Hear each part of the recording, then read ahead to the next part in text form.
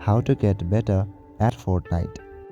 Getting better at Fortnite requires practice, strategy, and adaptability. The first thing that you need to do is master the basics. You can watch different kind of tutorials in the YouTube to learn how you can play Fortnite. Once you learn the basics, then improve your aim. You can try to practice in creative mode. Use aim training maps to sharpen your shooting accuracy. The next thing that you need to do is build and edit efficiently. Learn key structures like ramps, walls, and towers. Also, train on editing maps to quickly create windows or doors during fights. Move strategically towards the circle while avoiding open spaces.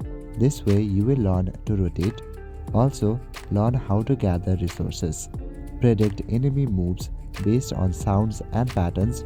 There are actually a lot of components within Fortnite that you need to learn to perfect in the game. Don't engage every player, pick battles where you have an advantage.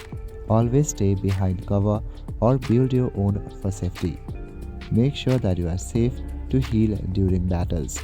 And the best thing that you can do is watch and learn. So that is it for this video. I will see you in the next one. Thank you.